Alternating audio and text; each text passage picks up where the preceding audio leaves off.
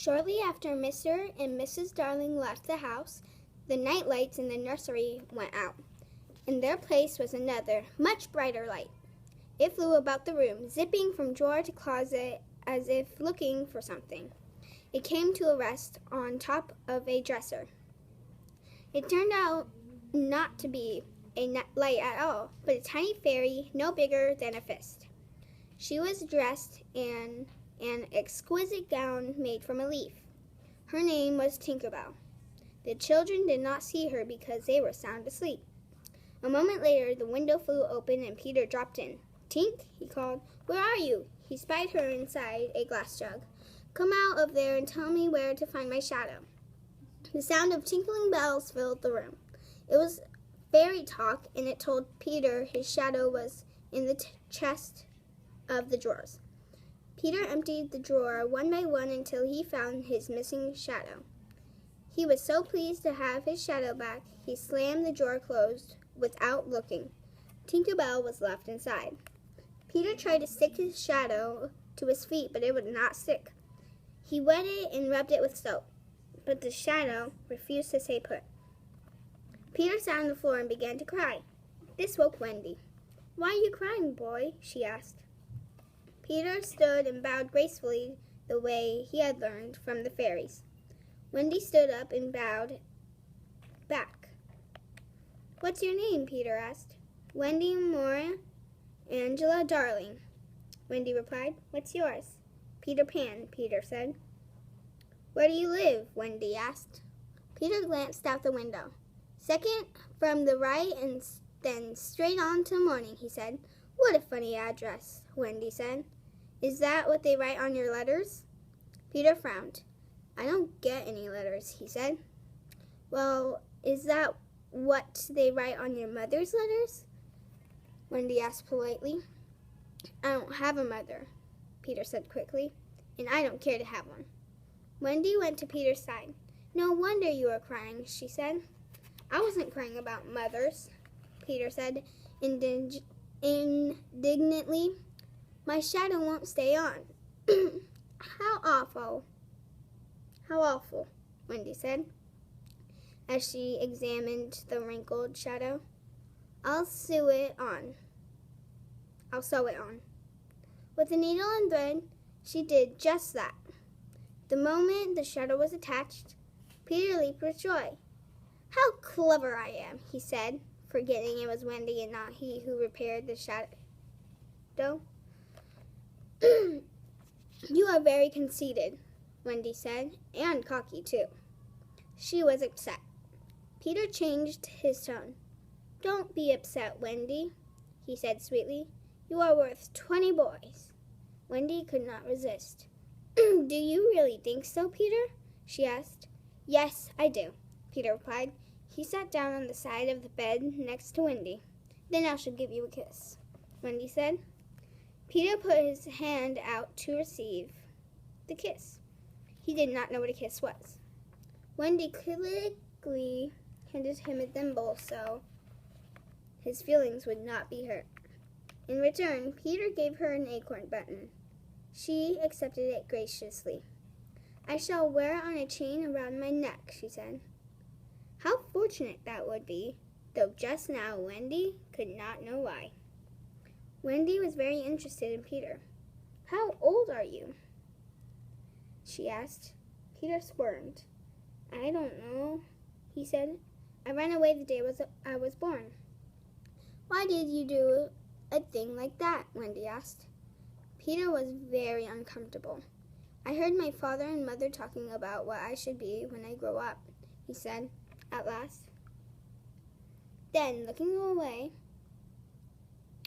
looking Wendy straight in the eye, he said sharply, "I don't ever want to be grown up.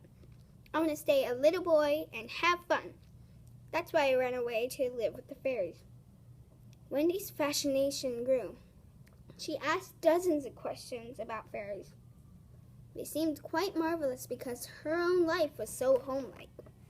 Peter was surprised because fairies were a nuisance to him, even though he admitted he liked mostly of them. Fairies began when the first baby laughed, Peter explained. The laugh broke into 1,000 pieces, and each became a fairy. Every boy and girl should have one, he added, but they don't believe in fairies. He turned quite serious. Did you know each time a child says, "I don't believe in fairies," a fairy dies? Suddenly, Peter remembered Tinker Bell, who had remained very quiet. "Tink," he called. Wendy was thrilled to hear there was a fairy in her nursery, but Peter laughed. "Listen," he said gleefully. "I believe I closed her in the drawer." The sound of tinkling bells came from the dresser. Peter opened the drawer, and Tinker Bell, as angry as a hornet, flew out. She landed on the cuckoo clock. "Oh!" cried Wendy with delight. "She is lovely. I wish she were my fairy." Tinker Bell frowned and spoke rapidly to Peter in the tinkling bell sound that is fairy language. "What did she say?" Wendy asked. "She's not very polite," Peter replied. "She says you are a big, ugly girl and that she is my fairy.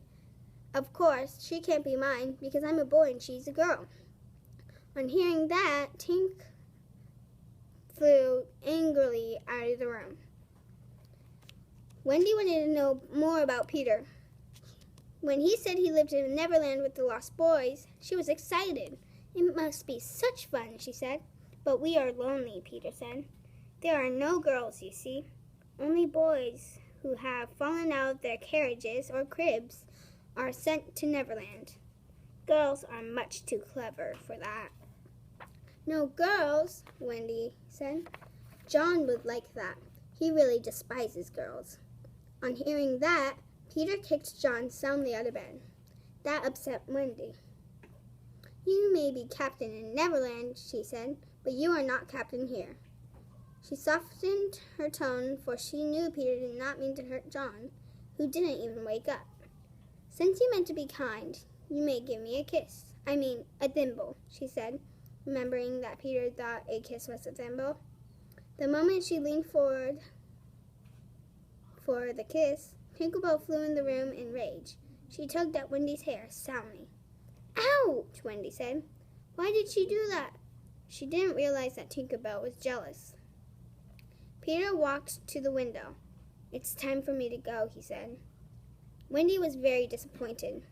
She was more disappointed when Peter told her the real reason he had come to the nursery window the first time.